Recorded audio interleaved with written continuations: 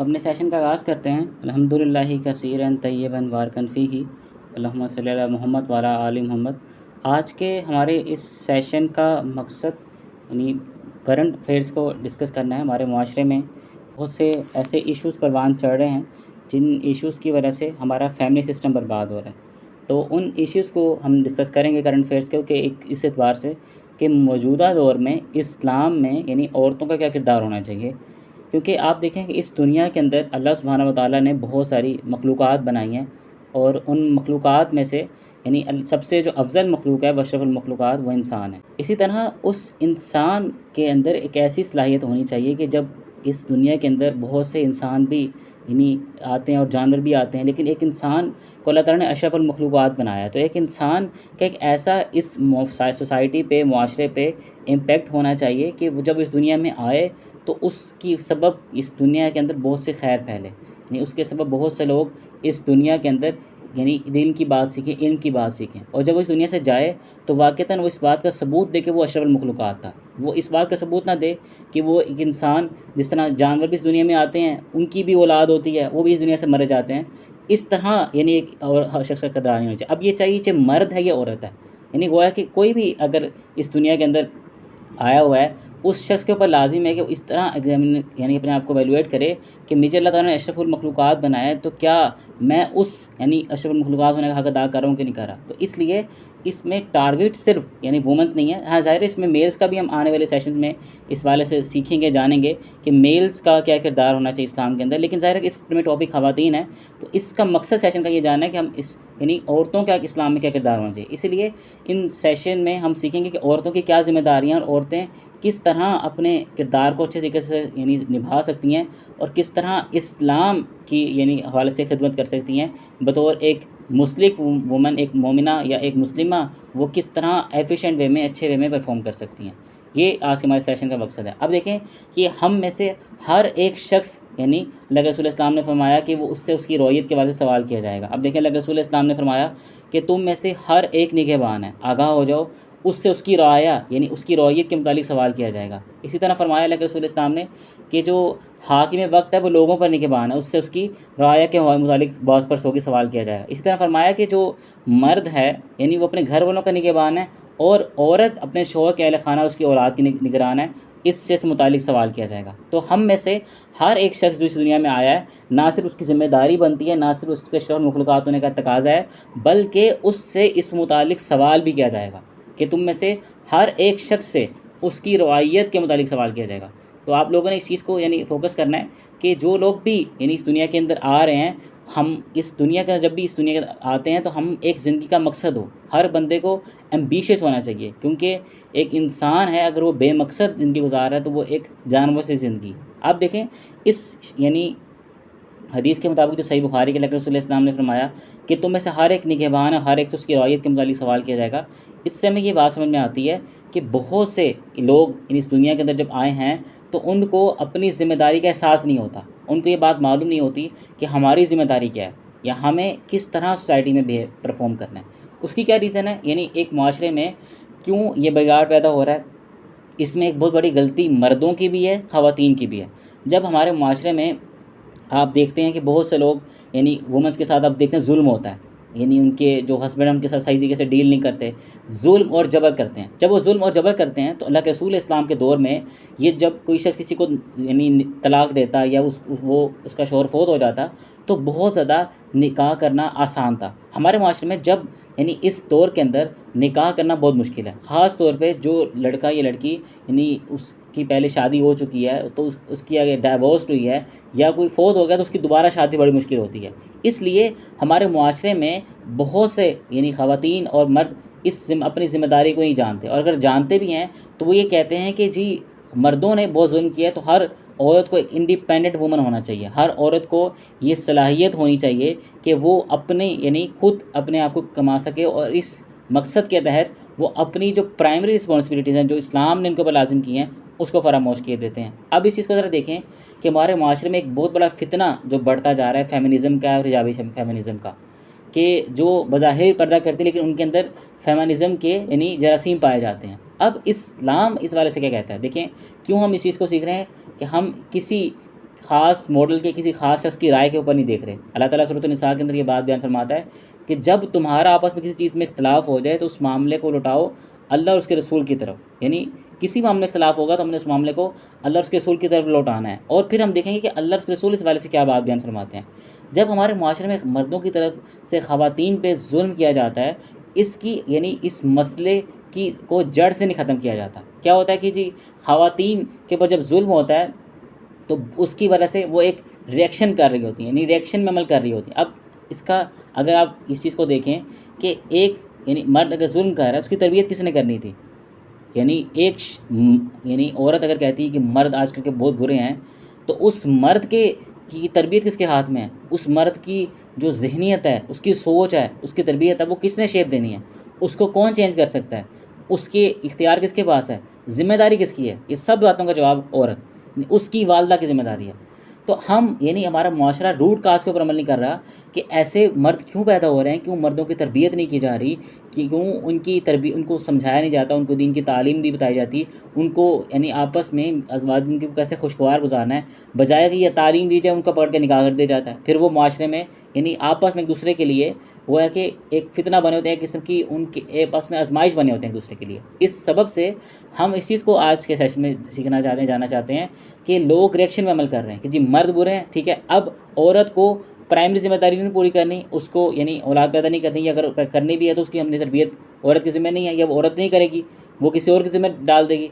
और उस रिएक्शन के अमल में आप देखते हैं कि वो औरत कहती है कि हमें इंडिपेंडेंट होना चाहिए, हम खुद भी यानी हमें इस काबिल होना चाहिए कि हम यानी जॉब कर सकें। हम कहते हैं कि इस चीज़ का यानी कि आप लोग सब रिएक्शन में अमल कर रहे हैं। इस चीज़ को अगर हमने जड़ से ख़त्म करना है तो हमें इस चीज़ के ऊपर फोकस करना है कि ऐसे मर्द क्यों पैदा हो रहे हैं जो ख़वातीन को यानी मजबूर करते हैं, यानी इस चीज़ के ऊपर। अच्छा, इसकी एक रीज़न ये भी है कि हमारे माशरे में जो ख़वातीन अपनी प्राइमरी ज़िम्मेदारी हैं, जैसे अल्लाह के रसूल इस्लाम ने फरमाया कि औरत उसके यानी शोहर के, उसकी औलाद और उसके जो माल उसके ऊपर निगरान है।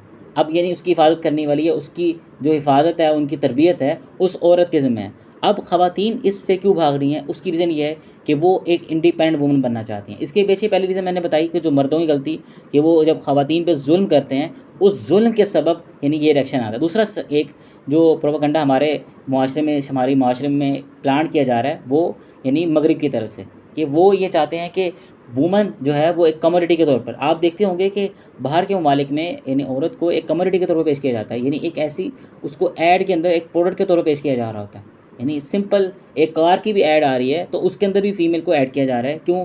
कि बस उसको एक उन्होंने कमोडिटी समझ दी है। अब हमारे मुआशरे में यानी हमारी जो माशरे की ख़वातीन हैं वो उनके इस फितने को या उनकी इस चाल को समझ नहीं पाती। वो ये समझती हैं कि इसको उनको यानी ये इनके ज़िंदगी जो है ग्लैमराइज़ करके दिखाई जाती है, जिस सबब से आप देखते हैं कि हमारे माशरे में बहुत ज़्यादा बिगाड़ पैदा होता जा रहा है। अब जब ये यानी औरतें इंडिपेंडेंट बन रही हैं, इससे मज़ीद इशू क्रिएट हो रहे हैं, क्यों? उनके भी निकाह नहीं हो रहे। यानी एक माशरा जब फितर से हटता है ना, वो फिर बहुत ज़्यादा इश्यूज़ में मुब्तला हो जाता है। यानी अब जो ख़वातीन इंडिपेंडेंट वुमन बनी हैं, अब उनके अपनी वालिदैन से शिकायत हैं। वो क्या कहती हैं कि हमारे पेरेंट्स हमारी शादी देर से करते हैं, शादी नहीं करते। क्यों नहीं करते? वो कहते हैं कि हमारी अच्छी जॉब है। तुम्हारे पेरेंट्स ये समझते हैं कि अगर हमने यानी कि इसकी शादी कर दी तो ज़ाहिर है कि ये हमें पैसे नहीं देगी, ये अपने शोहर को देगी, या ये हम पे उस तरह पैसे खर्च नहीं कर पाएगी। बहुत सारे केसेस ख़वातीन खुद कहती हैं कि हमारे पेरेंट्स हम रिक्वेस्ट कर चुके हैं हमारी रिश्ता तलाश करो, वो घर में रिश्ते तलाश नहीं करते, उनकी 30 से 35 साल तक उम्र हो चुकी है। तो ये पूरा जो मुआशरा मैंने आपको बयान किया है, इस सबब से ख़राब हुआ है कि एक तो मगरिब का प्रोपेगेंडा और मर्दों की यानी एक गलती, जुल्म और औरतों की बेरा रवैया, ये तमाम चीज़ें मिलके मुआशरे में एक बिगाड़ पैदा हो चुका है और हमारा जो फैमिली सिस्टम है वो दाव पे लग चुका है। अब बाहर के ममालिक में जब फैमिली सिस्टम तबाह हुआ, बर्बाद हुआ, उस सबब से आप ये बात देखते हैं कि वहाँ पे किसी शख्स को पता नहीं होता उसका वालिद कौन है, यानी वहाँ पे ज़िना इसका दराम है। आप देखिए इस बात को कि अगर निकाह का ये सिस्टम ख़त्म हो जाएगा या ये फैमिली सिस्टम ख़त्म हो जाएगा तो क्या डिज़ायर्स ख़त्म होंगी? डिज़ायर्स तो वैसे ही रहती हैं, नफ़सानी ख्वाहिशात तो बाकी रहती हैं, फिर वो जायज़ तरीके से बजाय, हलाल तरीके के बजाय हराम तरीक़े से पूरी होती हैं। इस सबब से हमें इस चीज़ को देखना चाहिए कि एक औरत की प्राइमरी ज़िम्मेदारी क्या है, उसको किस तरीके से अमल करना चाहिए। हम इस चीज़ को गोया कि आप सीखेंगे। अब देखिए एक औरत यानी मुआशरे में जब निकलती है, मैं आपको एक रियल टाइम वाक़या सुना रहा हूँ। रमज़ान के अंदर एक पॉडकास्ट हो रही थी, उसमें बल्कि एक सेशन था, उसमें वो टीवी पे बैठे तो और एक सवाल आया मुफ्ती साहब के पास। मुफ्ती साहब के मेरा जो शोहर है वो बिल्कुल यानी मेरी ख़्याल रखता है और मुझे उससे कोई शिकायत नहीं है। लेकिन मेरा एक कॉलीग है, यानी उससे गोया कि मुझे एक ताल्लुक़ है और मैं अपने जो यानी ज़्यादा टाइम अपने कॉलीग के साथ गुज़ारती हूँ बजाय कि अपने हस्बैंड के। कि जब मैं घर जाती हूँ तो कुछ घंटे ही मैं उसके साथ गुज़ारती हूँ, फिर सो जाती हूँ, सुबह उठ के ऑफ़िस। तो मुझे ज़्यादा यानी जो एक ताल्लुक़ बिल्ड है मेरा वो उस अपने कॉलीग के साथ है, जबकि मेरा हस्बैंड मेरे किसी हक़ तलफ़ी नहीं कर रहा।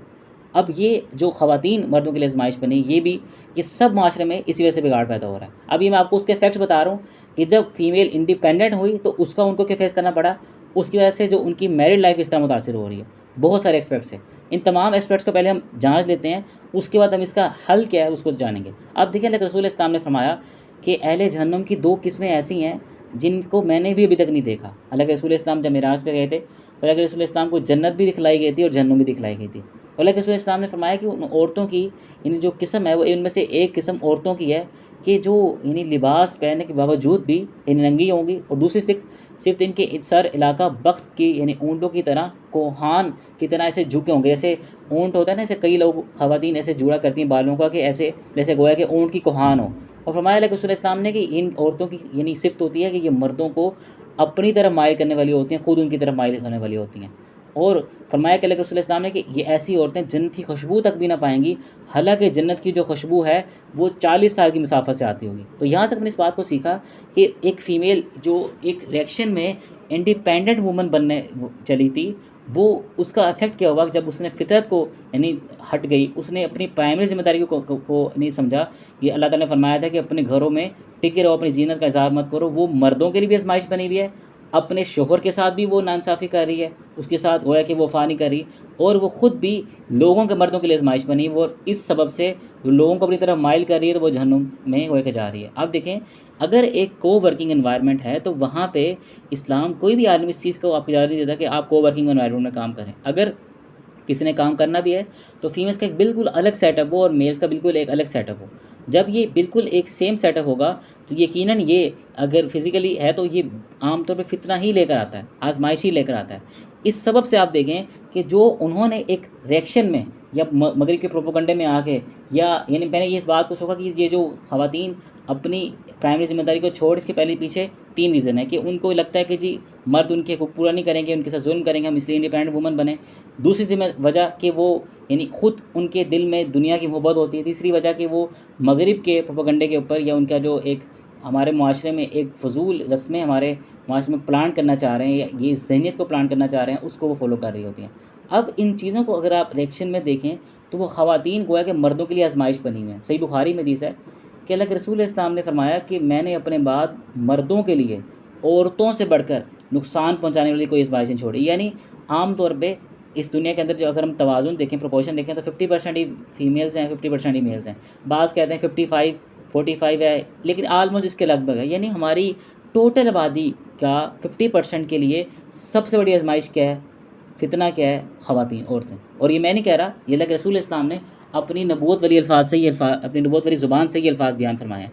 इसलिए हमें इस बात को समझना है, पहले इस इश्यूज़ को समझना है, देन हम इसके हल की तरफ आएँगे। अब देखें कि औरतों को चाहिए कि वो अब ऐसे यानी बच्चों की तरबियत ऐसी करे जो उसके हाथ में है। यानी अगर हम इस बात को सीखें कि ख़वातीन नहीं कहती कि मर्द बहुत बुरे हैं, मर्द आजकल की उनकी तरबियत अच्छी नहीं होती, तो उसको चाहिए कि उसका जड़ से हल करे। अब उसको चाहिए कि अगर बिलफ़र्ज़ उसका शौहर उसको यानी बुरा सलूक करता है या उसकी साथ ज़ुल्म करता है, उसको चाहिए कि अपने बेटे की, अपनी औलाद की तरबियत ऐसी करे कि वो कल को किसी औरत के साथ ज़ुल्म ना कर सके, कल को किसी औरत के साथ बुरा बिहेव ना कर सके, जिसकी वजह से ख़वातीन परेशान होती, ख़वातीन को तलाक़ का सामना करना पड़ता है। अच्छा, हमारे मुआशरे में जब ये सेशन हो रहा था तो इस वजह से मैंने काफ़ी रिसर्च भी की और मैंने काफ़ी वुकला की वीडियोस भी आज सुबह देखी हैं। बहुत से वुकला की हमारे माशरे में एक जो फितना परवान चढ़ता जा रहा है, एक उसके पीछे एक और रीज़न भी है कि सब्र नहीं है, अदम बर्दाश्त। माशरे में आजकल अक्सरियत जो या तो ख़वातीन शादी ही नहीं कर रही या निकाह की तरफ नहीं आ रहे, उसके भी डिफरेंट रीज़न है। जो निकाह कर रहे हैं उनकी भी अक्सर की जो है ना खुला हो रही है, तलाक़ गोया कि ज़बरदस्ती मर्सरी से कहते हैं दी जा रही है अदालत के ज़रिए। और उसमें ये बात यानी मैंने मुख्तलिफ एक की नहीं 2 से 3 लोगों को मैंने देखा, उसमें वो एक ही बात कॉमन बयान कर रहे थे। इसमें किसी जेंडर की बात नहीं हो रही, हमारा मकसद अपनी और दूसरों की इस्लाह करना है। उसमें ये बात बयान की जा रही थी कि अक्सर ख़वातीन जो हैं अदम बर्दाश्त की वजह से अपने उस फैमिली सिस्टम को बर्बाद कर रही है। यानी एक औरत का जो ज़िम्मेदारी थी कि वो एक फैमिली सिस्टम को मेंटेन करे, बिल्ड करे, और जो उसकी औलाद पैदा होती है, जो यानी नस्ल, उसकी अच्छी तरबियत करे ताकि मुआशरे में प्रोडक्टिव अच्छे लोग पैदा हो सकें। लेकिन जब ऐसी ख़वातीन खुला ले लेंगी, उस जो अपने ताल्लुक़ है उस फैमिली सिस्टम को ख़त्म कर देंगी, तो हमारे मुआशरे में अगर उनके बच्चे भी होंगे तो वो भी मुआशरे में बहुत ज़्यादा एहसास महरूमी का शिकार होते हैं। और ऐसे बच्चे अक्सर जो हैं बहुत ज़्यादा यानी मुआशरे में के लिए प्रोडक्टिव पर्सन नहीं होते। वो अक्सर नेगेटिविटी ही मुआशरे में फैला रहे होते हैं, या उनके अंदर वो सलाहियत ही बिल्ड नहीं होती कि वो मुआशरे के अंदर एक अशरफुल मखलूक़ात होने का तकाज़ा पूरा कर सकें, हक़ अदा कर सकें। इस सबब से हम यानी ये बात कहते हैं कि ख़वातीन को अपनी प्राइमरी ज़िम्मेदारी के ऊपर अमल करना चाहिए कि अल्लाह के रसूल इस्लाम ने जैसे फरमाया कि तुम में से हर एक निगहबान है, हर एक से उसकी रौयत के मुतालिक सवाल किया जाएगा। अब ख़वातीन को जब ये बात बयान की जाती है तो उनमें से बहुत से यानी लोग ये बात कहते हैं कि ये यानी क्या हमारे ज़िम्मे बच्चों की तरबियत रह गई है। यानी कि आप देखें कि हमारे माशरे में इस चीज़ की कोई अहमियत ही नहीं है, वैल्यू ही नहीं है। यानी एक शख्स जैसे आपको कोई शख्स ऐसे कहे ना कि जी तुम ये काम कर रहे हो, कोई हल्का सा काम, हकीर सा, वो कहेगा मेरी अब ये वैल्यू रहेगी कि मैं छोटा सा काम करूँ। अब अगर कोई फीमेल अगर ये बात कह रही है कि क्या हमारे अब ये काम रह गया कि हम बच्चों की तरबियत करें, इट मीन्स उसके अंदर इस बात की वैल्यू ही नहीं है, अहमियत ही नहीं है, उसकी ज़िम्मेदारी क्या है या वो किस काम को कर सकती है अच्छे तरीके से। इन जिस तरह औरत यानी अपने बच्चे की तरबियत कर सकती है और कोई भी बच्चे की तरबियत नहीं कर सकता, इस तरह क्योंकि माँ अपने बच्चे की तरबियत कर सकती है।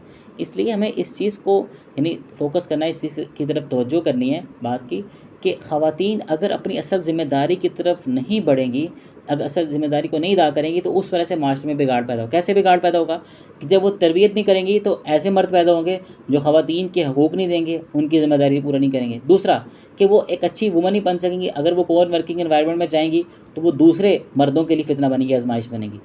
इसी तरह वो जब एक इंडिपेंडेंट वुमन बनने की तरफ कोशिश करेंगी तो उनको बहुत ज़्यादा डबल चक्की में पिसना पड़ता है। आपको ये बात मालूम होनी चाहिए कि हमें हमारी ख़वातीन को एक यानी गुमराह किया जाता है कि बाहर के मुआशरे के अंदर अगर कोई वुमन बाहर का काम करती है तो वो घर का काम नहीं कर रही होती। यहाँ पे मर्द आपसे बाहर का काम भी करवाते हैं और घर का काम भी करवाते हैं। तो एक किस्म का यानी ग्लैमर एक उनको यानी उनके ज़हन में, उनके आंखों में डाला जाता है, जबकि एक ऐसी वुमन जो बिल्कुल यानी उसने अपनी ज़िम्मेदारी को समझा कि जो अल्लाह ताला ने उसके ऊपर ज़िम्मेदारी लगाई। अच्छा, इस बात को समझें कि हम में से हर एक शख्स ना अपनी सोच, अपनी अकल के मुताबिक सोच रहा होता है। हम में लेकिन इस चीज़ को ज़रा फोकस करें कि सबसे यानी इल्म वाली ज़ात हम में से कौन है? अल्लाह सुब्हानहू व तआला। अच्छा, उसके बाद हम में से यानी इंसानों में से मखलूक़ात में सबसे ज़्यादा इल्म किसके पास था? अल्लाह के रसूल इस्लाम के पास। अब इन दोनों की तालीमात यही हैं कि औरत की जो ज़िम्मेदारी है वो है कि उस अपने शोहर की औलाद, उसके माल की निगरानी करना, या उनकी निगहबानी करना, उससे और उसके मुतालिक सवाल भी किया जाएगा। अब देखें, अगर मुख्तसर किस्सा आदम इब्लीस की हम बात करें तो आदम और इब्लीस अलैहिस्सलाम का अगर आप आदम अलैहिस्सलाम और इब्लीस का किस्सा अगर आप पढ़ें तो उसमें आप ये बात यानी आपको सीखने को मिलती है कि अल्लाह सुब्हानहू व तआला ने जब फरिश्तों से कहा कि मैं आदम को पैदा करने वाला हूँ, तो उन्होंने कहा कि क्या तू ऐसी मखलूक पैदा करता है जो यानी माशरे में फ़साद करे, ज़मीन में लड़ाई झगड़े करे। तो अल्लाह सुब्हानहू व तआला ने जब आदम अलैहिस्सलाम को इल्म सिखाया और उस इल्म के सबब बरतरी दी, यानी उन किनके ऊपर, यानी फरिश्तों के ऊपर आदम अलैहिस्सलाम को, और इसी तरह इब्लीस जो जिन्नात में था उसको भी कहा कि आदम अलैहिस्सलाम को सजदा करो, तो उन्होंने कहा कि अल्लाह तू यानी हकीम है, तू यानी अज़ीज़ है, तू इल्म वाला है, हम तो उतना ही जानते हैं, तूने हमें इल्म दिया। अब ये फ़रिश्ते वो मखलूक है जो हमसे पहले दुनिया के अंदर मौजूद थे, जिन्होंने बहुत ज़्यादा इंसानों को पैदा होते देखा। अब वो भी अपने इल्म के आगे अल्लाह ताला के इल्म को रख रहे हैं। तो इस चीज़ को देखें कि एट द एंड क़यामत के दिन हम में से हर कोई ये कहेगा काश हमने अल्लाह की बात मानी होती, काश अल्लाह के रसूल की बात मानी होती। अगर हम ये बात नहीं भी मान रहे तो मैंने आपको अभी बयान करके बताया कि माशरे में इसके सबब यानी क्या बिगाड़ पैदा हो रहा है, यानी किस तरह मुआशरे में ये चीज़ यानी बिगाड़ पैदा कर रही है कि बच्चों की उस तरह तरबियत नहीं हो पा रही, और इसी वजह से मुआशरे के अंदर ख़वातीन जब यानी अदम बर्दाश्त का शिकार हैं तो वो खुला लेती हैं। खुला लेने की वजह से उनका पूरा फैमिली सिस्टम बर्बाद होता जा रहा है। इसलिए एक मुस्लिम माशरा तभी बनता है कि जब औरत यानी अपने शोहर की गैर मौजूदगी में उसके बच्चों की तरबियत करे, उनका ख़्याल रखे, और एक ऐसी नस्ल परवान चढ़ाए जो गोया के मुआशरे के लिए प्रोडक्टिव बने। ना ये ऐसा हो कि वो बस ऐसी नस्ल परवान चढ़ा दे जो इस दुनिया के अंदर आए और उस गोया कि उसका कोई इस माशरे पे इम्पेक्ट ना हो। अब अगर औरत ये काम नहीं करती तो वो अपनी प्राइमरी रिस्पॉन्सिबिलिटी से यानी गोया कि यानी हाथ छुड़ा रही है। अब देखें, अगर एक मर्द है, अगर वो घर बैठ जाए और कुछ कमाए पैसे ना, तो पूरी दुनिया उसको कहेगी तुम, यानी उसको बुरा भला कहेगी। क्यों? क्योंकि वो कहेंगे तुम्हारा काम तो कमाना है। ये पूरे वर्ल्ड में ये बात है। लेकिन ख़वातीन के एतबार से हमारे यहाँ ये बात वो है कि लोगों के सहन से निकलती जा रही है, ये आम होती जा रही है कि उनकी कोई ज़िम्मेदारी ही नहीं है। असल में ये उनकी ज़िम्मेदारी है कि वो अपने बच्चों की ऐसी तरबियत करें कि माशरे में अच्छे लोग पैदा हों, और ये उनके हाथ में है। लेकिन वो उस प्राइमरी रिस्पॉन्सिबिलिटी को यानी फरामोश कर देती हैं। इसी वजह से हमारे माशरे में बिगाड़ पैदा हो रहा है। अब देखें, अल्लाह ताला फरमाता है सूरत अल-अहज़ाब के अंदर कि औरतों की जमात तुम अपने यानी घरों में ठहरी रहो और दोहरे जहरियत की तरह यानी ज़ीनत की यानी नुमाइश ना करती फिरो। इसी तरह अल्लाह के रसूल इस्लाम ने फरमाया कि औरत जब बाहर निकलती है तो शैतान उसको ताकता है, उसको मज़ीद मुज़य्यन करके दिखाता है। यानी ये बिल्कुल ऐसा ही है कि एक औरत इनफैक्ट इतनी खूबसूरत नहीं होती, लेकिन वो शैतान उसके ऊपर कोई एक ऐसा यानी जादू एक किस्म का कर रहा होता है मर्द के ऊपर कि वो उसको मज़ीद यानी खूबसूरत बना के दिखा रहा है। असल में वो इतनी खूबसूरत नहीं होती। ये एक वजह है कि अल्लाह के रसूल इस्लाम ने फरमाया कि औरत अपने रब से सबसे ज़्यादा करीब तब होती है जब अपने घर में होती है। इसलिए औरत की जो प्राइमरी जगह है वो अपने घर है। हाँ, अब बाज़ लोग ये कहीं बात कहेंगे कि ख़वातीन कि क्या हराम है ये अपने यानी करना। मैं ये बात कहता हूँ कि ये हराम नहीं है। जब अगर आपके पास कोई कमाने वाला नहीं है, आपकी ज़रूरत है, फिर बिल्कुल आप इसके हवाले से कोशिश करें। लेकिन इस्लाम में ये बात पसंद नहीं की गई। जो चीज़ पसंद की गई है वो आपकी प्राइमरी रिस्पॉन्सिबिलिटी, ज़िम्मेदारी, जिसके मुतालिक आपसे सवाल किया जाएगा। अल्लाह के रसूल इस्लाम ने फरमाया कि तुम में से हर एक निगहबान है, हर एक से उसकी रौयत के मुतालिक सवाल किया जाएगा। और उसी में फरमाया रसूल इस्लाम ने कि औरत यानी शोहर के या अपने खावंद के उसकी औलाद पर गिरवाना है, या उससे उस मुतालिक सवाल किया जाएगा। अब ख़वातीन के हमारे माशरे में बहुत से लोग यानी ख़वातीन जो हैं वो जब बाहर निकलती हैं तो वो उनके अंदर यानी ख़वातीन को धोखा देना बहुत ज़्यादा आम होता है, या उनके माइंड को शेप देना बहुत आसान होता है। वो किसी भी तरफ आसानी से मुड़ जाती हैं। अब देखें, बेपर्दगी अक्सर आप देखते होंगे कि माशरे में जो भी ये इंडिपेंडेंट वुमेंस बन रही होती हैं, ये बिल्कुल भी इस्लाम में हराम नहीं है कि आपके पास सलाहियत हो कि आप खुद कमा सकें, बिल्कुल भी हराम नहीं। लेकिन आप देखें कि ऐसी अक्सर ख़वातीन के अंदर आप देखते हैं कि वहाँ पे बेपर्दगी होती है, या अगर उन्होंने पर्दा किया भी होता है फैशनेबल कलरफुल अबाया या फैशनेबल हिजाब, तो इस माशरे में ख़वातीन को पर्दे का मायने भी नहीं मालूम और उस पर्दे को भी वो सही तरीके से नहीं जानती। इस वजह से आप देखते हैं कि मर्द भी हमारे यहाँ एक्स्ट्रा यानी पोस्ट मैरिजल अफेयर्स हैं वो किस तरह से पैदा हो रहे हैं। अक्सरियत हमारी इसी वजह से कि वो यहाँ तो उसमें से कोई भी मेल यानी किसी फीमेल के साथ इन्वॉल्व होता है। अब यानी कि आप देखें कि वो औरत ही गोया कि औरत का घर ख़राब कर रही होती है, जब क्योंकि जब ज़ाहिर है कि जब वो अल्लाह के रसूल इस्लाम ने फरमाया कि जब एक मर्द और एक औरत अकेली हो तो तीसरा उनमें शैतान होता है। तो ज़ाहिर है कि ये डिज़ायर तो सबके अंदर होती हैं। और जैसे हमने इस बात को सीखा कि अल्लाह के रसूल इस्लाम ने फरमाया कि औरत जब बाहर निकलती है तो शैतान उसको मज़ीद मुज़य्यन करके दिखाता है। इसी तरह आप इस बात को भी नोट करें कि सही मुस्लिम हदीस है कि अल्लाह के रसूल इस्लाम ने फरमाया कि शैतान अपना तख्त पानी पर बिछाता है और उसमें से अपने लश्कर रवाना करता है, और जब वो लश्कर रवाना करता है उसमें जब आके उसके पास रिपोर्ट देते हैं तो उनमें से वो शैतान के पास उसके बहुत सारे चेले आते हैं, उनमें से एक आके उसको रिपोर्ट देता है कि मैंने ये किया, चोरी करवाई, ये किया। वो उसको कहता है तुमने कुछ भी नहीं किया। उनमें से एक आता है और वो कहता है कि मैंने उस शख्स को तब तक नहीं छोड़ा जब तक मैंने उसकी बीवी से उसकी इलादगी नहीं करवा दी। वो उसको गले लगाता है, हदीस के अल्फाज हैं, उसको गले लगाता है कि तुमने असल काम किया। यानी शैतान आपको वो औरत तब तक अच्छी लगेगी जब तक आपकी बीवी नहीं बन जाती। जब आपकी बीवी बन जाएगी वो शैतान वही आपकी उसी औरत के मुतालिक आपके दिल में यानी एक नफरत पैदा करना शुरू कर देगा कि आपको भरी नहीं लगेगी। बहुत सी लव मैरिज के फेलियर भी यही है कि शुरू में आपको वो भरी लग रही होती, जब आप उससे निकाह कर लेते हैं आपको कोई भरी नहीं लग रही होती। ये शैतानी सारा चक्कर है जो चल रहा होता है। इसलिए एक मर्द को यानी उसके लिए एक ऐसा इन्वायरमेंट होना चाहिए जहाँ पे वो इंडिपेंडेंटली अपने आप को काम कर सके। अब ऐसी ख़वातीन मर्दों के लिए भी आजमाइश बनी होती हैं। ज़ाहिर है कि मर्द भी वहाँ पे उनके ऊपर तो लाजिम है अपने भी बच्चों को रोज़ी रोटी कमाना। अगर वो उसको नहीं कमाते यानी तो ज़ाहिर उनकी वो अपने फ़र्ज़ में कोताही कर रहे हैं। अब ये ख़वातीन उन मर्दों के लिए आजमाइश बनी होती हैं, उनके लिए भी अपनी ख्वाहिशात पे कंट्रोल करना यानी मुश्किल होता है। अब देखें कि अल्लाह के रसूल इस्लाम ने फरमाया कि मैं जन्नत के दरवाज़े पे खड़ा होकर देखा मैंने, तो उनमें अक्सरियत जो है ना गरीब थी यानी गुरबा की थी। और फरमाया कि अल्लाह के रसूल इस्लाम ने कि मैंने यानी जन्नत के दरवाज़े की बात हो रही है कि वहाँ पे अक्सर गरीब थी, और जहन्नुम के दरवाज़े पे जब मैंने खड़े होकर देखा तो वहाँ पे अक्सर औरतें थी। इसलिए अल्लाह के रसूल इस्लाम ने फरमाया कि औरतों की जमात के तुम कसरत से सदका किया करो, मैंने जहन्नुम में तुम्हारी अक्सरियत देखी है। अब ये क्यों है? यानी इसमें जब हमने एक सेशन भी किया था कि जहन्नुम में औरतें की कसरत क्यों है, उसमें मैंने ये बात बयान की थी कि ये एक बड़ा लम्हा फ़िक्री है कि ख़वातीन यानी उस कदर उतना बाहर नहीं निकलती हमारे माशरे में, और उस चीज़ को यानी फ़ोकस उनको नहीं होता कि वो किसी के साथ यानी वादा खिलाफ़ी कर रही हों बहुत ज़्यादा, या उन किसी की तजारत कर रही हों जिसमें वो हराम कमा रही हों। ये अक्सर यानी गुनाह मर्द कर रहा होता है। तो अगर किसी जेंडर को जहन्नुम में जाना चाहिए था, कसरत जिसकी जेंडर की जहन्नुम में होनी चाहिए थी वो मर्दों की होनी चाहिए, लेकिन ख़वातीन की क्यों है? यही वजह से कि वो अपनी प्राइमरी ज़िम्मेदारी को यानी उस पर अमल नहीं कर रही है, उसकी अपनी ज़िम्मेदारी को अदा नहीं कर रही होती। इस सबब से आप देखें कि ख़वातीन, ये भी एक सबब है कि उसमें से कसरत से जहन्नुम में जाएँगी। और फिर डिफ़रेंस ज़ाहिर है कि उसके जब वो बाहर निकलेंगी तो वो बेपर्दगी भी ज़ाहिर है जीनत की नुमाइश हो रही होगी। उसको वर्किंग एनवायरनमेंट में काम कर रही होंगी जहाँ पे एनवायरनमेंट में काम करना हलाल नहीं है। कोई भी आलिम इस पे फतवा नहीं देता कि को वर्किंग एनवायरनमेंट ऐसा हो जहाँ पे आप यानी काम कर सको, इसको कोई हलाल नहीं कहता। इसीलिए ख़वातीन को अपनी चीज़ को जानना है कि हम कहीं ऐसे किरदार ना हो कि हम वो है कि जहन्नुम में चले जाएँ, क्योंकि कसरत जिस जेंडर की जहन्नुम में वो औरत है।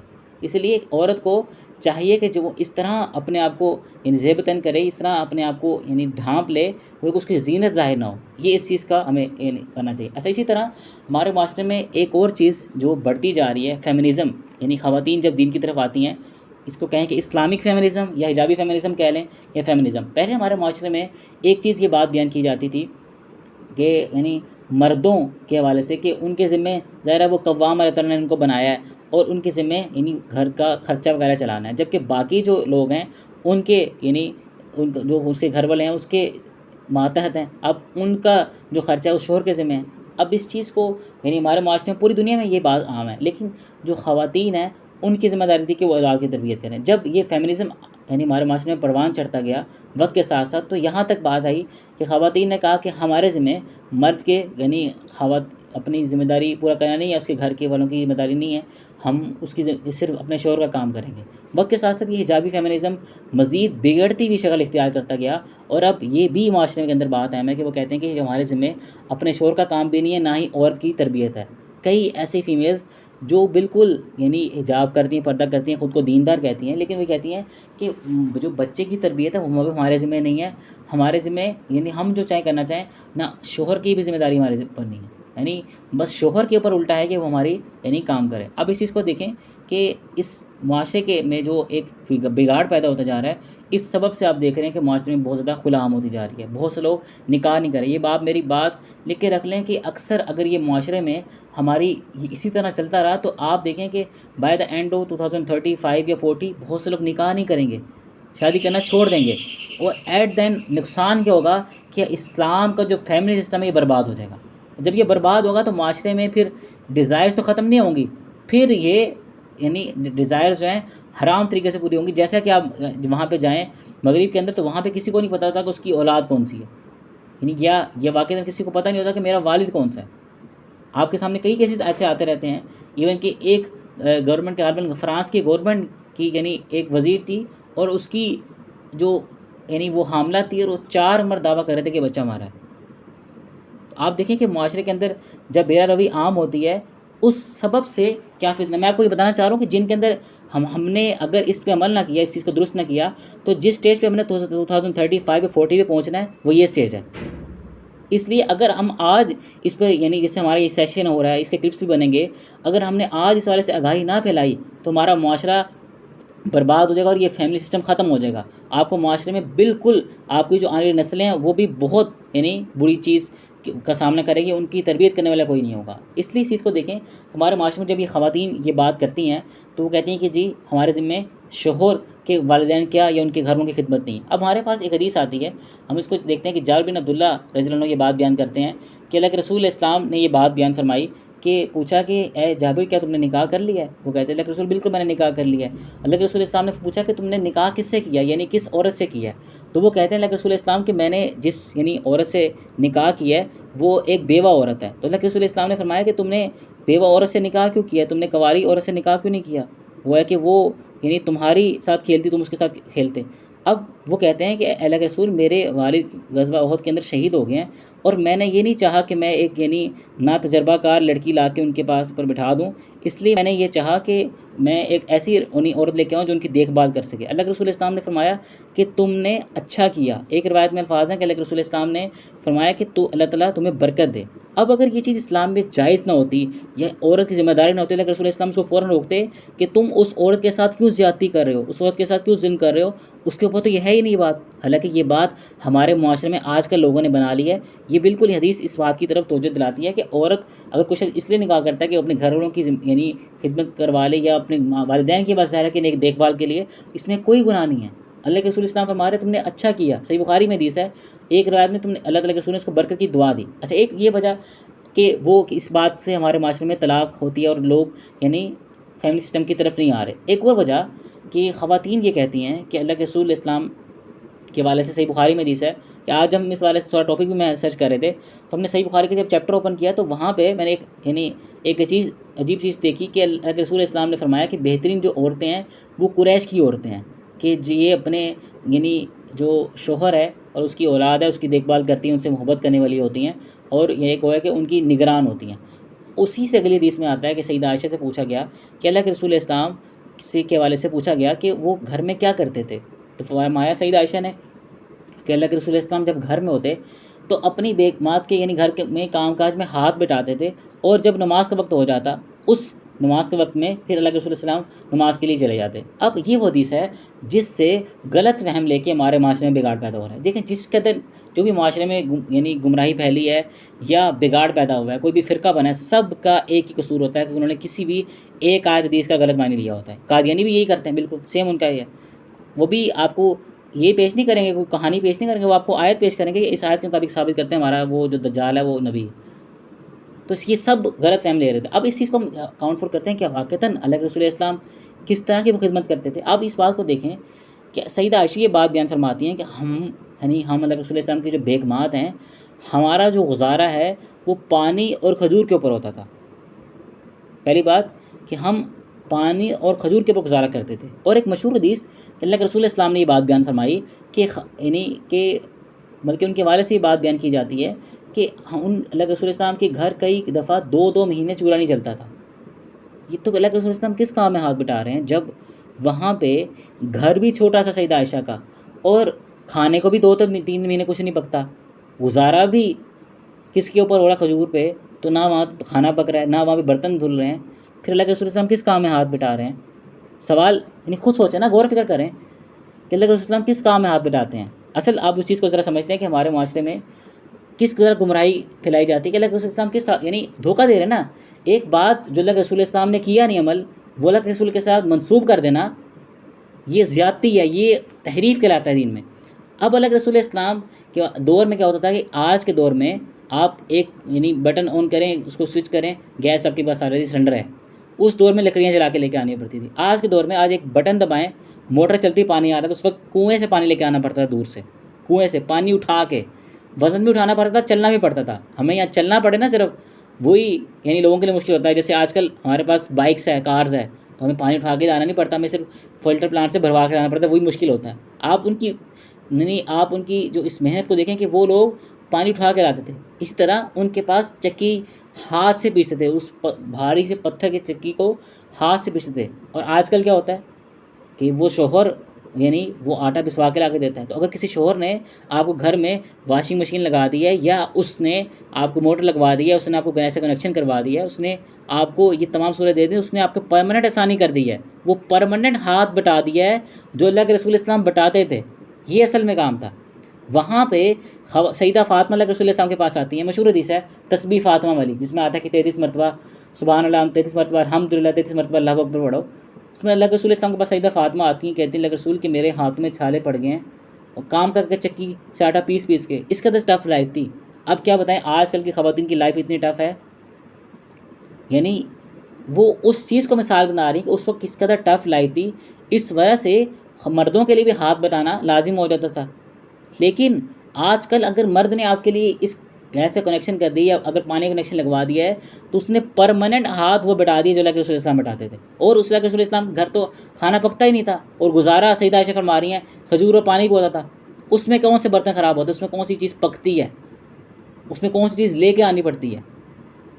तो ये हमारे माशरे में इस वजह से भी बहुत सी फ़ीमेल्स यानी अपना घर ख़राब करती हैं या जाके अपने ससुराल में बिगाड़ पैदा करती हैं, जिस वजह से वो तलाक होती है। अब बात यह है कि जब यानी आप ऐसे यानी रिश्ते में यानी मुंसलिक होंगे, जब आप उसमें बिगाड़ पैदा करेंगे, जब आप ये गैर शरई बात जो दीन इस्लाम का हिस्सा नहीं है और उसको अल्लाह के रसूल इस्लाम के साथ मंसूब करके पेश करेंगे, तो फिर आप यानी गुमराही का शिकार होंगे, फिर माशरे में बिगाड़ होगा, फितना होगा, फिर लोग शादी करना छोड़ देंगे और इस्लाम का ये खूबसूरत फैमिली सिस्टम जो बेहयाई को, ज़िना को रोक के रखता है, वो ख़त्म हो जाएगा। इसलिए इस फैमिली सिस्टम को मेंटेन रखना सबसे ज़रूरी चीज़ है। अगर ये मेंटेन है तो गोया कि इस माशरे में बेहयाई भी नहीं होगी और सब लोग अपनी अपनी ज़िम्मेदारियाँ परवान चढ़े। अगर ये नहीं होता तो जैसे हमारे माशरे में ज़िना होता है, कई आपने देखा होगा जैसे ईदी सेंटर है, वहाँ पे लोग ज़िना करके औलादों को छोड़ के फेंक जाते हैं। अब उनकी तरबियत नहीं हो पाती सही तरीके से, वो सारी ज़िंदगी एहसास कमतरी का शिकार होते हैं। ऐसे यानी नस्लें वो पैदा कर जाते हैं माशरे के लिए, जो माशरे के लिए नासूर बन जाती हैं, बजाय कि वो एक प्रोडक्टिव बने। इसलिए ख़वातीन की जो प्राइमरी ज़िम्मेदारी ने इस बात को समझा कि वो अपने यानी घर वालों की तरबियत करना है। अब हमारे माशरे में एक चीज़ यानी इस तरह भी ख़वातीन की समझती कि हमें क्या डॉक्टर बनना हराम है, क्या कि हमें डॉक्टर बनना नहीं चाहिए, हम तो यानी और मर्दों की खिदमत करेंगे, या इस बार से कि हम मरीज़ों की खिदमत करेंगे। अब इस्लाम बिल्कुल इस चीज़ की इजाज़त देता है कि आप डॉक्टर बने, लेकिन क्या एक ही पेशे में सब लोगों ने आ जाना है? ठीक है, डॉक्टर एक ऐसा पेशा है जिसमें ख़वातीन को बिल्कुल आना चाहिए और उलमाए कराम इसकी तरगीब देते हैं कि ख़वातीन को इस पेशे में लाज़मी आना चाहिए। लेकिन क्या सब पेशे ऐसे ही हैं जिसमें ख़वातीन आ रही होती हैं? तो एक इस चीज़ को देखें कि अगर आप प्राइमरी ज़िम्मेदारी अपनी पूरी नहीं करेंगी तो आप गोया के नुकसान उठाएंगे। अच्छा, अब इसी तरह आते हैं कि जिस तरह अल्लाह के रसूल इस्लाम हमारे रोल मॉडल हैं। अल्लाह ताला ने कहा कि उम्महातुल मोमिनीन यानी नबी की जो बेगमात हैं, बीवियां हैं, वो गोया के तुम्हारी माएँ हैं। अब आपको ये बात मालूम होनी चाहिए कि सबसे ज़्यादा जो अहादीस हैं अल्लाह के रसूल इस्लाम से कौन रवायत करता है, यानी इस उम्मत के अंदर सबसे ज़्यादा अहादीस अल्लाह के रसूल सल्लल्लाहु अलैहि वसल्लम कौन रवायत करता है? सबसे पहले तो सैयदना अबू हुरैरा है, उनका एक ज़ाहिर मौज़ा अल्लाह के रसूल इस्लाम ने फरमाया कि तुम में से कौन है जो चादर फैलाए और उसके बाद वो मेरे से जो भी हदीस सुने उसके बाद वो कभी भी ना भूले। वो कहते हैं मैंने फ़ौरन भी चादर फैला दी, उसके में फिर वो चादर को उन्होंने समेटा और वो कहते हैं अल्लाह के रसूल इस्लाम की उसके बाद मैं एक भी हदीस नहीं बोला। ये एक मौज़ा था सैयदना अबू हुरैरा का। इसके बाद सबसे ज़्यादा जो अहादीस अल्लाह के रसूल इस्लाम से रवायत कर रही हैं वो सैयदा आयशा हैं और इस तरह अब्दुल्लाह बिन उमर हैं। सैयदा आयशा ने वो मसाइल यानी उम्मत को पहुँचाए हैं जो कई लोगों को नहीं पता थे। सैयदना अबू हुरैरा 30 साल तक फतवा देते रहे मदीना के अंदर। 30 साल तक सैयदना अबू हुरैरा फतवा देते रहे कि एक गलत मसले के ऊपर जो सुन्नत के मुताबिक नहीं था। सैयदा आयशा ने 30 साल तक बाद बताया कि अल्लाह के रसूल इस्लाम इस तरह पाकी हासिल करते थे। डिटेल में जाने की ज़रूरत नहीं, सारे सेशन लंबा हो जाएगा। बताने का मकसद ये है कि आपको एक प्रोडक्टिव मुस्लिमा का किरदार इख्तियार करना है। आपको नस्लों की तरबियत करनी है, उनको परवान चढ़ाना है। वो नस्लें आगे जाके क्या करेंगी, उनके क्या मकसद होगा, वो आपके हाथ में है। वो आपने उनको परवान चढ़ाना। अब अगर आप कहेंगे जी हमें इंडिपेंडेंट वूमन बनना है रिएक्शन में, तो आप तो इंडिपेंडेंट वूमन बन जाएंगी, लेकिन आपके बच्चे कहाँ जाएंगे ये बताएं? वो बच्चे तो फिर यानी आपने माशरे के अंदर जिस रिएक्शन को आप मर्द को बुरा भला कहते हुए आपने इंडिपेंडेंट वूमन बन गए, लेकिन आपने जॉब शुरू कर दी, लेकिन आपने उसकी प्राइमरी जिम्मेदारी को पूरा ना किया, तो फिर आपके बच्चे भी कल के वैसे ही मर्द बनेंगे। तो आपके पास एक इख्तियार था, एक तरीका था कि आप उसको ख़त्म कर सकें। हमारे माशरे में यानी औरत मार्च होता है, सड़कें ब्लॉक की जाती हैं, इंतजार होता है, लेकिन उससे बहुत ही कम कोई मर्द सीख होता हो। जब 25-30 ईयर्स के बाद एक इंसान हो जाता है ना, उसके अंदर वो फिर आदतें जो परवान चढ़ जाए वो तब्दील नहीं होती। आपके पास तो बच्चा यानी आपकी गोद से आपके पास है और आप उसकी जैसे तरबियत करना चाहे आप कर सकते हैं, लेकिन आप उस एक कीमती और एक यानी अहम मौके को फरामोश कर देते हैं, उसको छोड़ देते हैं। तो ये माशरे के अंदर इस सबब से बिगाड़ पैदा हो रहा है। तो कोशिश हमने फीमेल्स ने ये उनको करनी चाहिए कि वो अपने आप को इस तरह यानी अपने यानी मकासद यानी ज़िंदगी को इस तरह तरतीब दें कि वो इस यानी माशरे में ऐसे लोग पैदा कर रही हों जो इस माशरे के लिए प्रोडक्टिव बने, ना कि नासूर बने। उन माशरे में ऐसे मर्द ना पैदा करें जो ख़वातीन की यानी जुल्म करें उनके ऊपर। अगर आप देखें, आप खुद अगर अपने बच्चों को सिखाती हैं कि तुमने कभी किसी पे जुल्म नहीं करना, कभी तुमने किसी औरत पे हाथ नहीं उठाना है, औरत की हमेशा इज़्ज़त करनी है, अपनी बीवी से हमेशा मोहब्बत करनी है, उसको तकलीफ़ नहीं देनी, तो क्या वो बच्चा करेगा? जब ज़ाहिर है जब ये माँ की गोद से तरबियत मिलती है ये होता है। अब हमारे माशरे में इस सारे और भी इश्यूज़ हैं कि अक्सर सास ही बहू के ख़िलाफ़ होती है।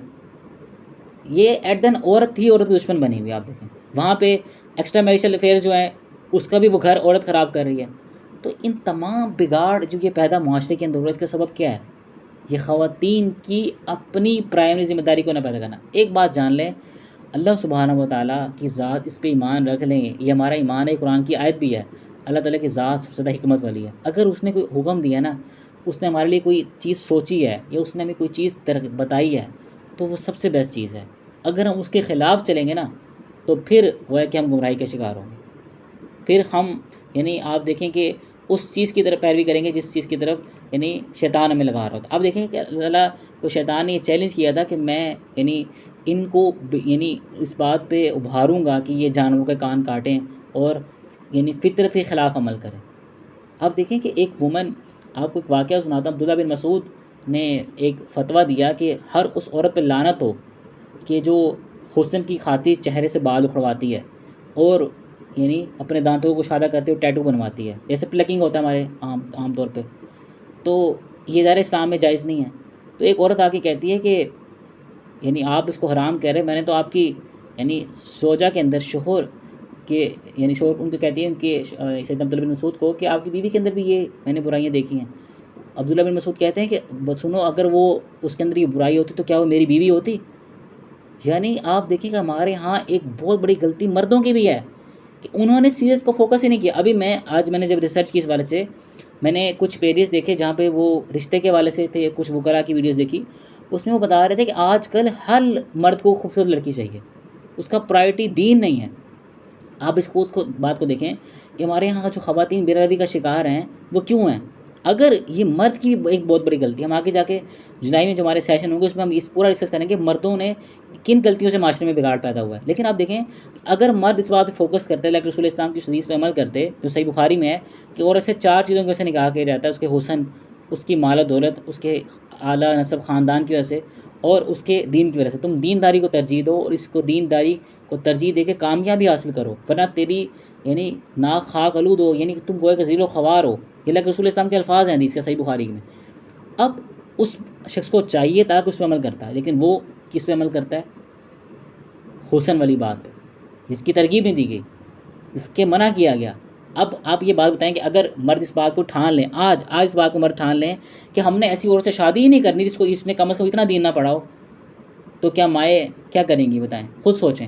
आप इस चीज़ को ज़रा सोचें, क्या माएँ अपनी बच्चियों के लिए एक से बढ़कर एक क्रीम लगाएंगी, उसको फेशियल करवाएंगी, उसकी स्किन का ख्याल रखेंगी, या वो ये रखेंगी कि हमने इसको किसी अच्छे मदरसे से, किसी अच्छे इंस्टीट्यूट से, ऑनलाइन ऐसे दायरे से तालीम दिलवानी है, मेरी बच्ची कमाई रह जाएगी, इससे कोई निकाह नहीं करेगा? ये मर्दों की गलती है, उन्होंने अपनी तरजीह, उन्होंने अल्लाह रसूल के ऊपर अमल नहीं किया। और औरत ज़ाहिर उसको पता है अगर मैंने खूबसूरत ना दिखी तो मेरी शादी नहीं होगी।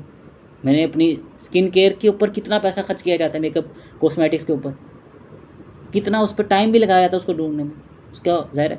अब इस चीज़ को देखें कि ये मर्दों की गलती वजह से माशरे में एक बिगाड़ इस तरह भी पैदा हो रहा है। तो ख़वातीन को चाहिए कि अपने आप को मरकूज़ करें, फोकस करें कि आपने एक नस्ल की तरबियत करनी है। उस नस्ल की तरबियत आप कैसे करेंगी जब तो आपको खुद भी इल्म नहीं है। इसलिए आपको सबसे पहले खुद इल्म हासिल करना है। अभी हमारा इंशाल्लाह एक कोर्स भी स्टार्ट हो रहा है 2 जुलाई से, जो बहुत इंपॉर्टेंट एक कोर्स है। उसमें आपको फ़िक़्ह के हवाले से, अहादीस के हवाले से, सीरत के हवाले से, कुरान मजीद के हवाले से बहुत सारी ऐसी बातें जो आलिम लेवल के कोर्स में पढ़ाई जाती हैं, लेकिन हमने उसको स्मार्ट स्टडी में बहुत इंपॉर्टेंट बातें उसमें से शामिल की हैं, जो आप बहुत कम वक्त में, उसकी हफ्ते में सिर्फ 3 घंटे क्लास हुई, उसमें सीख सकते हैं। तो आप लोग उस कोर्स में एनरोल करें या दीगर भी दीनी तालीम हासिल करें, क्योंकि आपने आगे चल के एक नस्ल की तरबियत करनी है। ये छोटा काम नहीं है।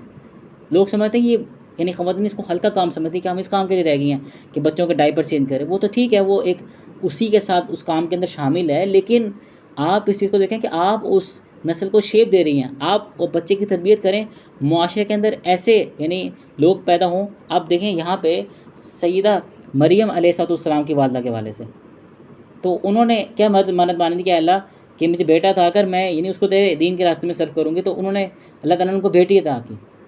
अब सैयदा मरियम अलैहिस्सलाम ने, रसूल इस्लाम ने फरमाया कि ये जो जिनको अगले जहां वालों में जिन औरतों को फजीलत हासिल हुई, इसमें मरियम अलैहिस्सलाम भी हैं, जो ईसा अलैहिस्सलाम की वालदा भी हैं। अब वो कैसी एक वुमन थी। इसी तरह फ़िरौन की बीवी को देखें, आसिया, रसूल इस्लाम ने फरमाया कि यानी बहुत से लोग ख़वातीन ने बहुत से गोए के कारनामे अंजाम दिए, लेकिन जो इनको फजीलत हासिल हुई है वो आसिया हैं, जो फ़िरौन की बीवी हैं। क्या थी उनके यानी घर के अंदर वो फ़िरौन की बीवी थी, लेकिन ईमान ले आई थी, क्योंकि मूसा अलैहिस्सलाम की उन्होंने परवरिश की थी। मूसा अलैहिस्सलाम की एक किस्म की मुँह बोली माँ थी, तो मूसा अलैहिस्सलाम पर वो ईमान ले आई और वो कहती कि अल्लाह यानी मेरे अपने पास जन्नत में मेरा घर बना दे। ठीक है, तो अब ये देखिए कि वो एक ऐसी वुमन जो एक फ़िरौन के भी निकाह में है और वो क्या यानी इल्तिजा कर रही है। तो आपको अपनी एक ऐसी तरबियत करनी है, अपने आप को एक ऐसा नॉलेज, अपने आप को यानी इल्म हासिल करना है कि आप आने वाली नस्ल की अच्छी तरबियत कर सकें, जो आपके ज़िम्मे है। और आपसे सवाल किया जाएगा, पूछा जाएगा। आज के दौर में यानी आप देखें, एक दिन ऐसा आने वाला है हमारी ज़िंदगियों के अंदर कि हम लोग सब आज के 100 साल बाद अक्सरियत हम में से 95% इस दुनिया में मौजूद नहीं होंगे, सिर्फ 100 साल बाद। और हम कब्र में यानी चले जाएंगे। उसके बाद अल्लाह ताला क़यामत के दिन हमें उठाएगा और उस वक्त एक ही हस्ती सुपर पावर है, कोई भी किसी की भी कोई भी है वैल्यू नहीं है। सब लोग परेशान हैं, घबराए हुए हैं कि अगर आज अल्लाह ताला ने हम पर रहम न किया तो हम मारे गए। आज कभी ना अगर हमारा हक में ना हुआ तो फिर हम यानी गोया कि हम फिर कभी सुकून नहीं पाएंगे। वो अगर गोया कि जहन्नुम में दाखिल कर दिया गया, उस वक्त एक ही सुपर पावर होगी जो आपको उस दिन से बचा सकती है। अल्लाह सुब्हानहू व तआला की ज़ात है और उस ज़ात ने आपसे सवाल करना है। मर्द की भी मैं ये बात नहीं कर रहा कि मर्द की ज़िम्मेदारी, लेकिन उस ज़ात ने आपसे सवाल करना कि तुम्हारे पास तुम्हारी ये ज़िम्मेदारी थी, तुमने ये ज़िम्मेदारी क्यों नहीं पूरी की। तुम्हारा बेटा बड़ा होकर ये गुनाह करता रहा, ये यानी वालिदैन को इसका हिसाब देना पड़ेगा, क्योंकि उसके ज़िम्मे था ना। अब जो उसके काम ज़िम्मे था, उसकी वजह से बिगाड़ पैदा हुआ, उसको क़यामत दिन उसका यानी जवाब देना पड़ेगा। आप बताएं उस यानी आप इस बात को इमेजिन करें कि आप क़यामत के दिन के अंदर अल्लाह के सामने जवाब दें हैं और उस वक्त कोई भी आपको, अल्लाह के रसूल इस्लाम भी बख्शवा नहीं सकते जब तक अल्लाह ताला आपको माफ़ करे। अल्लाह के रसूल इस्लाम की सिफारिश भी अल्लाह की इजाज़त से है। हदीस में ये बात आती है कि अल्लाह ताला जिन के मतलब इजाज़त देगा, अल्लाह के रसूल इस्लाम उन्हीं के मतलब से सिफारिश करेंगे। अब अल्लाह ताला आपसे सवाल कर रहा है, आपके पास क्या जवाब है इस बात का। दुनिया के अंदर हम ये बात कहते हैं कि जी हमें इंडिपेंडेंट बनना है, हमें एक यानी अपना एक बिज़नेस करना है, हमें एक अपना यानी हमारी जॉब हो, हम खुद भी कमाते हों, ठीक है, इस चीज़ को करें। लेकिन आपकी जो प्राइमरी रिस्पॉन्सिबिलिटी अगर आपने उसको छोड़ दिया तो फिर बहुत ख़राबी होगी। फिर आपको क़यामत दिन क्या आप जवाब दे पाएंगे, जिस वक्त यानी एक शख्स अपने रब के सामने जवाब दे होगा। तो ये एक बड़ी लम्हा फ़िक्री हमें सोचना चाहिए इस वाले से। इसलिए ये कुछ पॉइंट्स बातें हमने इस सेशन के अंदर बयान करना चाहिए। अब इस चीज़ को भी हमें इस बात को तस्लीम कर लेना चाहिए कि अल्लाह ताला ने मर्द को यानी कव्वाम की एक दर्जा दिया है। तो मर्द का काम ये है कि वो उसके में नान नफ़ा पूरा करना। अच्छा, हमारे माशरे में एक और भी यानी एक माशरे में जो बिगाड़ पैदा होता है कि वो ये कहती हैं ख़वातीन कि जी हमारे ऊपर यानी मर्द हमें ये ज़रूरत पूरी नहीं करता, ये हमें कपड़े ला कर नहीं देता। देखें, सिर्फ मर्द के ऊपर औरत के लिए सिर्फ उसके खाना पीना और उसके कपड़े हैं बस, और मर्द के ऊपर कुछ भी लाजिम नहीं है कि वो औरत को दे। इस वजह से भी हमारे माशरे में बिगाड़ पैदा हो रहा है। और लास्ट बात, हम इस सेशन को एंड करने से पहले इस बात को करेंगे कि अल्लाह के रसूल इस्लाम ने से पूछा गया कि बताया गया कि तुम में से बेहतर औरत कौन है, या फरमाया कि बेहतर औरत वो है जब उसका खावन उसको देखे तो उसको खुश कर दे, जब उसका शोर उसको कोई यानी हुक्म दे तो उसकी अताअत करे। अल्लाह के रसूल इस्लाम ने फरमाया कि वो औरतें मुनाफिक हैं। मुनाफिक का लफ्ज़ कहा कि वो जो बिला वजह अपने शोर से खुला लेती हैं, तलाक लेती हैं। क्यों कि क्या वजह, ये यानी वैलिड रीज़न नहीं है कि अगर शोहर आपकी यानी जायज़ ज़रूरियात पूरी कर रहा है और यानी आपके खाना और कपड़े पूरे कर रहा है, बाकी अयाशी को हम कंसिडर नहीं करेंगे, ज़रूरत भी नहीं आती। ज़रूरियात और अयाशी में फ़र्क होता है। तो आप उससे अगर तलाक लेते हैं, लेकिन उसने फरमाया कि ऐसी औरतें जन्नत की खुशबू भी ना पाएंगी कि जो अपने मर्द से बिला वजह तलाक लेती हैं। और हमारे माशरे में आजकल खुला का ये बहुत ज़्यादा आम होता जा रहा है। क्यों? क्योंकि ख्वाहिशात हैं, ये ख्वाहिशात ले डूबी हैं। आप यकीन करें, ख्वाहिशात इतना ले डूबी हैं लोगों को, यानी इस कदर उसने नुकसान पहुँचाया लोगों को कि वो घर घर बर्बाद हो रहे हैं। क्या है जी, बस मुझे वो कपड़े चाहिए ही चाहिए, या मुझे वो मेकअप का सामान चाहिए, मुझे ये लाइफ गुजारनी है। अरे भाई, जब आप प्रोडक्टिव वुमन बने, आप दिन का काम करें, आपका मकसद ये हो कि लोगों को यानी आप उनको दीन की बात करें, आपके पास इन चीज़ों का टाइम ही नहीं होगा जब आप ये काम कर रही होंगी। सपोज़ आप मैं मिसाल देता हूँ, आपके पास दिन में अपने काम काज के अलावा 3 घंटे बचते हैं। जब आप उन 3 घंटों में अपने बच्चों की तरबियत कर रही हैं, आप मुआशरे की औरतों को दीन की तालीम दे रही हैं, आपके पास यानी इतना फालतू टाइम होगा। आप सोचें फ़लाँ देवरानी के पास तो इतना मेकअप है, उसके पास कपड़े हैं, मैं भी ऐसे पहन के जाऊँ। ये कंपटीशन होता है कि वो मेरे से अच्छे कपड़े पहन के ना आ जाए किसी फंक्शन पे। ये हमारे माशरे में एक उसका अलमी है। आप देखिए किस कदर ये गुमराहकुन बात है कि इस कंपटीशन बजाय कि आखिरत के बारे से होना चाहिए था, वो दुनिया के एतबार से हो रहा है। हमें चाहिए कि हम एक प्रोडक्टिव वुमन यानी आपको चाहिए कि प्रोडक्टिव वुमन बने ताकि आप मुआशरे को शेप दे सकें। हम भी उस तरह यानी एक वालिद भी शायद उस तरह बच्चे को बात समझा नहीं पाता, या उसकी वो बात उस तरह नहीं मान पाता जिस तरह एक वालदा समझा पाती है, एक वालदा बता पाती है। और इसी तरह आप में से बहुत से लोग फीमेल्स हैं, अक्सर ये हमारे इस सेशन को फीमेल्स ने ज्वाइन किया है, ज़रा उनके मुतालिक है। अब इस बात को देखें कि मैं ज़रा एक मेल हूँ, मैं भी एक लिमिटेड वे में ख़वातीन तक अपनी बात पहुँचा सकता हूँ। अब इस काम को यानी आपने आगे लेके चलना है। अगर आप चाहती हैं कि ये औरत ही यानी माशरे को यानी डिसाइड करती है कि माशरे ने किधर जाना है, अगर ख़वातीन ही दुरुस्त नहीं होंगी, उनका ही एक यानी किबला सीधा नहीं होगा, तो माशरे में बिगाड़ पैदा होगा। तो अब आप लोगों ने इस चीज़ की तरफ फोकस करना है कि आप लोग दीन की तालीम हासिल करें, लोगों को इस दीन की तालीम दें। अगर आप में से कोई शख्स दीन की तालीम सीख जाता है, तो अपने यानी जो अपना इलाका है वहाँ पे एक कुरान क्लास लगा लें, वहाँ पे उनको तरबियत दें, उनको दीन की तालीमात आम करें। इस तरह आप कम से कम इतना कुरान सीख लें कि यानी आप उनको तालीम दे सकें। और कुरान कितना सीखना चाहिए, रसूलुल्लाह सल्लल्लाहु अलैहि वसल्लम ने फरमाया कि पहुँचाओ तो मेरी तरफ से अगर एक आयत, तो सही बुखारी की हदीस नंबर 3461 कि अगर एक आयत भी तुम्हें याद है तो उसको मेरी तरफ से यानी लोगों को पहुंचा दो। तो अगर आपको एक आयत का भी मानी में चल गया, तो आपके पास एक आयत की डिग्री आ गई। अब आपके पास जायज़ है कि आप उस आयत की तबलीग कर सकें, किसी को भी बता सकें। पूरा लाजिम नहीं है पढ़ना, उस एक आयत की हर एस्पेक्ट से आपको तफसीर अगर आ गई है, तो आप उसको बयान करें, अपने पास यानी लोगों को बुलाएं, उनको ऑनलाइन बयान करें, कोर्स को सीखें। जैसे हमारे कोर्स में हिस्सा लें, या दीगर कोर्सेज हैं जो भी हैं, उस दीनी तालीम को हासिल करें। और उस प्राइमरी मकसद को यानी याद रखें कि आपके हाथ में जो माशरा है, आप जिस तरफ चाहें माशरे को लेकर जा सकती हैं। अब ये आपने डिसाइड करना है कि आप माशरे को किस तरफ लेकर जाती हैं। जब आप रिएक्शन में अमल कर रही होंगी, आप फिर मर्दों की तरबियत आपके हाथ में थी, तो औरत फिर कैसे सवाल कर सकती है? मैं तो हैरान होता हूँ, औरत कहती है कि मर्द बुरे हैं, तो कैसे कह सकती है? आप यानी आपने तरबियत करनी थी ना बच्चों की, मर्दों की। इट मीन्स भी आपका फॉल्ट है। औरत को तो ये बात कहनी नहीं चाहिए कि मर्द बुरे आ रहे हैं, ये तो आपका फॉल्ट है, आपने उसकी तरबियत सही नहीं की। तरबियत क्यों नहीं सही की? कि अपनी तरबियत सही नहीं हुई थी, आपको खुद भी दीन की तालीम नहीं थी, आप कैसे किसी की तरबियत करती? तो इसके लिए ये सारा जो बिगाड़ हमारे माशरे में पैदा हो रहा है, इसके सबब यानी यही है कि लोग अपनी प्राइमरी रिस्पॉन्सिबिलिटीज़ को नहीं जानते, और इस वजह से यानी वो माशरे में एक फ़ितना और लड़ाई झगड़ा हमारे माशरे में आम है। इसलिए हमें इस बात की तरफ तवज्जो करनी चाहिए कि एक शख्स अपनी यानी ज़िंदगी को एम्बिशियस बनाए, बामकसद ज़िंदगी गुजारे, बेमकसद ना गुजारे। उस ज़िंदगी को मकसद हो, वरना आप लोग जानवरों की तरह हैं। मैं लास्ट एक आयत सुना के यानी इस सेशन को एंड करूँगा कि मैंने इसमें बहुत सारी बातें आप लोगों की यानी आसानी के लिए, आप लोगों की हिदायत के लिए बयान की हैं, लेकिन कुरान मजीद में एक बड़ी स्ट्रिक्ट एक आयत है, इसमें अल्लाह सुब्हानहू व तआला ने बड़ी सख्ती से एक बात बयान की है। सूरह आराफ है, सूरत नंबर 7 है, आयत नंबर 179 में अल्लाह सुब्हानहू व तआला ये बात बयान फरमाता है कि हमने बहुत से जिन और इंसान पैदा ही जहन्नुम के लिए किए हैं। अल्लाह अकबर कबीरा। आप देखें कि बहुत से जिन और इंसान, कसीर का लफ्ज़ मौजूद है कि हमने पैदा ही जहन्नुम के लिए किए हैं। अच्छा, क्या क्या इन्होंने अमल किया, किस वजह से जहन्नुम में ये जा रहे हैं? फरमाया अल्लाह ताला ने कि इनके पास वो कि 3 अज़ा हैं। क्या कि फरमाया कि इनके पास आँख है, उनसे देखते नहीं, इनके पास कान है, उनसे सुनते नहीं, इनके पास दिल है, उससे समझते नहीं। ये लोग जानवरों की तरह, बल्कि उससे भी बदतर। यानी एक इंसान अशरफुल मखलूक़ात था, इस दुनिया में आया तो ये अशरफुल मखलूक़ात बन के, लेकिन जा कैसे रहा है, ये डिसाइड करना है। ये आपने डिसाइड करना है कि आप अशरफुल मखलूक़ात बन के ही जा रहे हैं, या आप जानवर से बदतर बन के जा रहे हैं। कैसे जानवर से बदतर बन के जाएंगे?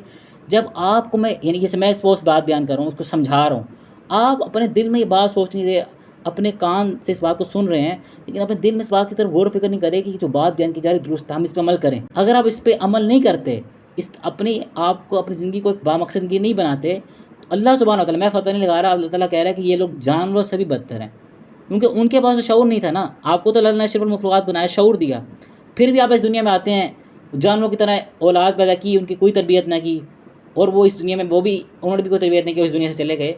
तो वो है कि आप जानवर से बदतर हैं, क्योंकि आपके पास सलाहियत थी। सलाहियत ना हो तो फिर हम बुरा नहीं कहते। किसी शख्स ने कहा है कि ये अंधे को देखना नहीं आता, हमें पता सलाहियत नहीं है। कोई शख्स देख उसकी आँखें हों, फिर वो उल्ट हरकत करें, कहते हैं अंधा हो गया। सलाहियत हो फिर इस्तेमाल ना करे, तो इंसान फिर जानवर से बदतर बनता है। तो अपनी सलाहियत को इस्तेमाल करना है, दीन की तालीम हासिल करनी है, और एम्बिशियस वूमन बनना है कि आप इनका मकसद हो कि आपने लोगों को दीन की तालीम देनी है, आपने एक अच्छा माशरा इस यानी दुनिया को यानी दे के जाना है अपने बाद के, ताकि आप जब इस दुनिया से चले जाएँ तो कोई ना कोई ऐसा शख्स हो जो अमल कर रहा हो और आपको कब्र में सवाब मिल रहा हो। यानी हम में से बहुत से लोग इस दुनिया में आए और एट द एंड हमने इस दुनिया से चले जाना, तो हमारे ऊपर है कि अपनी लाइफ को कितने साल की जिएँ। यानी आप देखेंगे हम लोग एक लाइफ को अपनी उम्र के मुताबिक जितना हम चाहते हैं उतना लंबा कर सकते हैं। बहुत से लोगों का सवाल हो कैसे? मौत का इख्तियार तो अल्लाह के पास है, और अल्लाह ताला जब यानी किसी को मौत का इरादा फरमा लेता तो इंसान रोक नहीं सकता। बिल्कुल हमारा भी ये अक़ीदा है। कैसे आप बढ़ा सकते हैं कि आपने अगर किसी शख्स को दीन की तालीम दे दी है, नमाज़ पे लगा दिया है, आप कब्र में पहुँच गए हैं, वो 20 साल नमाज़ पढ़ रहा है, तो आपकी ज़िंदगी तो ख़त्म नहीं हुई। वो है कि आपको 20 साल की मज़ीद ज़िंदगी मिल गई, आप नमाज़ पढ़ रहे हैं, आप फ़ौत हो गए लेकिन आपके नामा-ए-माल में सवाब आ रहा है। कैसे? कि आपके ब्याह पे वो लोग अमल कर रहे हैं। तो अपनी ज़िंदगी को इस तरह बनाएं कि आप भी दुनिया से चले जाएं लेकिन वो खैर, वो बरकत ख़त्म ना हो। वो बरकत, वो जो खैर आप छोड़ के गए हैं वो जारी रहे। वो आपके हवाले से जो इस दुनिया में आप आए थे और इस दुनिया में जो इम्पैक्ट क्रिएट करके गए हैं वो इस बात चलता रहे। उसके लिए आपको एम्बिशियस बनना पड़ेगा, अपनी ज़िंदगी को बामकसद बनाना पड़ेगा, इस दीन की तालीम को सीखना पड़ेगा और इसको आम करना पड़ेगा। और ख़ास तौर पे जो प्राइमरी ज़िम्मेदारी आपके ऊपर है कि अपने बच्चों की तरबियत अच्छी करनी है, उसके बाद सेकेंडरी ज़िम्मेदारी पूरी उम्मत की। क्योंकि अल्लाह के रसूल इस्लाम की वफ़ात के बाद ये काम यानी ट्रांसफ़र हो गया उनकी उम्मत को। अल्लाह ताला फरमाता है सूरत नंबर 3 है, सूरत आल इमरान आयत नंबर 110 के अंदर कि ए मोमिनों की जमात या ईमान वालों, तुम बेहतरीन उम्मत हो जो लोगों के लिए निकाली गई है। उखरिजत लिन्नास का लफ्ज़ मौजूद है, ये जो निकली है लोगों के लिए। फरमाया कि तुम लोगों को नेकी को देते हो, बुराई से रोकते हो और अल्लाह ताला पे ईमान रखते हो। तो इस उम्मत की ज़िम्मेदारी यानी एक तो मर्दों की भी सारी ज़िम्मेदारी, लेकिन ख़वातीन के अंदर ये इल्म दीन का आम नहीं होता आम तौर पे। तो उनके अंदर दीन की तालीम आम करने की ज़रूरत है, क्योंकि उन्होंने माशरे की तरबियत करनी। मर्द तो सुबह उठा वो अपने काम में चला के वापस आया, तो बच्चा किसके पास रुका हुआ? आपके पास। तो आपने उसकी तरबियत करनी है और उसकी तरबियत यानी अगर आप तब करेंगे जब आपके पास इल्म होगा। और इल्म जो आप लोगों के पास होगा जब आप कोशिश करेंगे कि दीगर लोगों को इस इल्म की बात पहुँचाएँ। क्योंकि ख़त्म नबूवत हो चुकी है, उसकी बरकत से ये अम्बिया वाला काम हमें ट्रांसफ़र हुआ है। बरकत क्यों कह रहा हूँ? क्योंकि इसके फ़ज़ाइल भी तो है ना। जैसे सूरत अल-अहज़ाब के अंदर अल्लाह ताला फरमाता है कि ऐ ईमान वालों, अल्लाह और उसके फ़रिश्ते यानी इस नबी पर दुरूद भेजते हैं, तुम भी इस पर दुरूद भेजो।